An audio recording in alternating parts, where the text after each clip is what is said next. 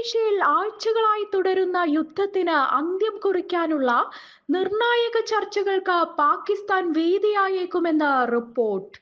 ഈ ആഴ്ച തന്നെ ഇസ്ലാമാബാദിൽ വെച്ച് അമേരിക്കയുടെയും ഇറാന്റെയും ഉന്നത പ്രതിനിധികൾ കൂടിക്കാഴ്ച നടത്തിയേക്കുമെന്ന് ഇസ്രായേൽ ഉദ്യോഗസ്ഥരെ ഉദ്ധരിച്ച് അന്താരാഷ്ട്ര വാർത്താ ഏജൻസിയായ റോയിട്ടേഴ്സ് റിപ്പോർട്ട് ചെയ്തു.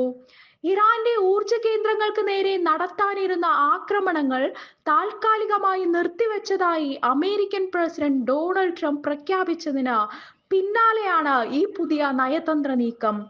പാകിസ്ഥാൻ, തുർക്കി, ഈജിപ്ത് എന്നീ രാജ്യങ്ങൾ സംയുക്തമായാണ് ഇരുപക്ഷത്തെയും ചർച്ചാ മേശയിലേക്ക് എത്തിക്കാൻ തിരശീലയ്ക്കു പിന്നിൽ പ്രവർത്തിക്കുന്നത്. അമേരിക്കയെ പ്രതിനിധീകരിച്ച് വൈസ് പ്രസിഡന്റ് JD വാൻസ് ചർച്ചകളിൽ പങ്കെടുത്തേക്കുമെന്നാണ് സൂചന. ചർച്ചകളിൽ പുരോഗതിയുണ്ടെന്നും പല കാര്യങ്ങളിലും ഇതിനോടകം ധാരണയിലെത്തിയെന്നും ട്രംപ് അവകാശപ്പെടുമ്പോഴും ഇസ്രായേൽ ഈ നീക്കങ്ങളിൽ അമ്പരപ്പ് പ്രകടിപ്പിക്കുന്നുണ്ട്. സമാധാന ശ്രമങ്ങളെക്കുറിച്ച് അറിവുണ്ടെങ്കിലും ധാരണകളിലെത്തിയെന്ന ട്രംപിന്റെ പ്രസ്താവന പ്രതീക്ഷിച്ചതിലും വേഗത്തിലാണെന്നാണ് ഇസ്രായേലിന്റെ വിലയിരുത്തൽ. മേഖലയിൽ സമാധാനം പുനഃസ്ഥാപിക്കാനുള്ള എല്ലാ പിന്തുണയും വാഗ്ദാനം ചെയ്ത് പാകിസ്ഥാൻ പ്രധാനമന്ത്രി ഷെഹബാസ് ഷെരീഫ് ഇറാന്റെ പ്രസിഡന്റ് മസൂദ് പെഷഷ്കിയാനുമായി ഫോണിൽ സംസാരിച്ചു. റമദാൻ, ഈദ് വേളകളിലായി ഇരുവരും പലതവണ ആശയവിനിമയം നടത്തുകയും യുദ്ധം അവസാനിപ്പിക്കേണ്ടതിന്റെ അനിവാര്യത ആവർത്തിക്കുകയും ചെയ്തിരുന്നു.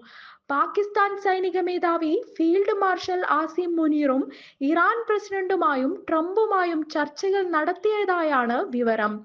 അതേസമയം ഇറാനുമായുള്ള യുദ്ധം അവസാനിപ്പിക്കാനായി ഭരണകൂടത്തിലെ ഏറ്റവും ഉന്നതനായ ഒരു വ്യക്തിയുമായി അമേരിക്ക ചർച്ചകൾ നടത്തുകയാണെന്ന പ്രസിഡന്റ് ഡൊണാൾഡ് ട്രംപിന്റെ വെളിപ്പെടുത്തൽ നേരത്തെ പുറത്തു വന്നിരുന്നു. എന്നാൽ ഈ ചർച്ചകൾ ഇറാന്റെ പുതിയ പരമോന്നത നേതാവായ മുജ്തബ ഖമേനിയുമായി അല്ലെന്ന് അദ്ദേഹം വ്യക്തമാക്കി. തിങ്കളാഴ്ച മാധ്യമപ്രവർത്തകരുടെ ചോദ്യങ്ങൾക്ക് മറുപടി നൽകവെയാണ് ഇറാനിലെ ഒരു പ്രമുഖ നേതാവ് ചർച്ചകളിൽ പങ്കാളിയാണെന്ന വിവരം ട്രംപ് പുറത്തുവിട്ടത്.